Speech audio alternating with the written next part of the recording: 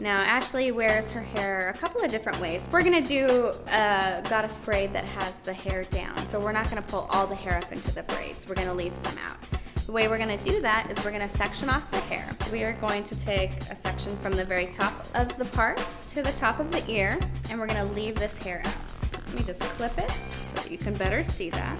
And it's important that you do this behind the ear and have a little bit longer hair, just for coverage. The reason we take behind the ear is we know that when you look at somebody from the front, all you can see is the hair that's in front of the ear. You can't see behind. So we're gonna use that to kind of hide how we're getting this look. I'm gonna make a little section upward toward the top. So my section looks like this. It's probably about 2 inches wide, and then it continues almost all the way up to the part. So I'm gonna take that section that I created, and I'm gonna pull it over the top of the head.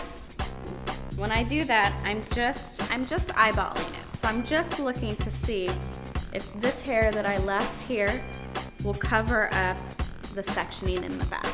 And that's great because then we know that it'll diffuse where the braid actually comes from. Now the most important part of this braid is you want to braid in the direction that the braid is going to go. So most of us would braid, just a quick little braid all the way to the ends, and then you would try to put it over. And what would happen is you always end up with this funny ear, this little thing sticking out. And we're actually gonna move the braid in the direction the hair grows.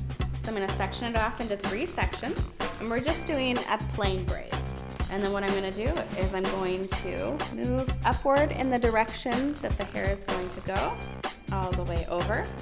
And if I was doing this at home, I would braid it to the halfway point, and then I would switch my hands and just continue to braid it in that direction. And with these braids, you want to braid all the way to the end. And then you want to secure with an elastic band or a little plastic one.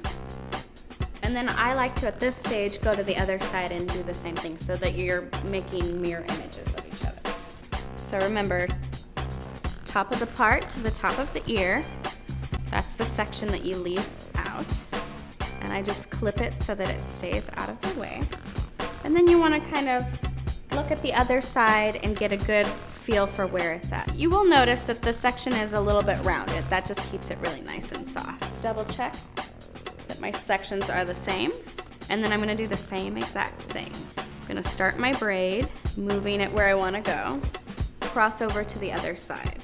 Keeping it tight as we go, braiding almost all the way to the end, and then securing that with an elastic band. And I'm gonna take and I'm gonna widen my braid. So I'm just gonna stretch it out. I'm gonna pull on either side of it, fluff it up. Since this is a little bit more of a bohemian look, it doesn't have to be as perfect, which is great. Another thing you can do too is you can almost, like you're rubbing your hands together, and just do that all the way up the braid. And now we can release these clips.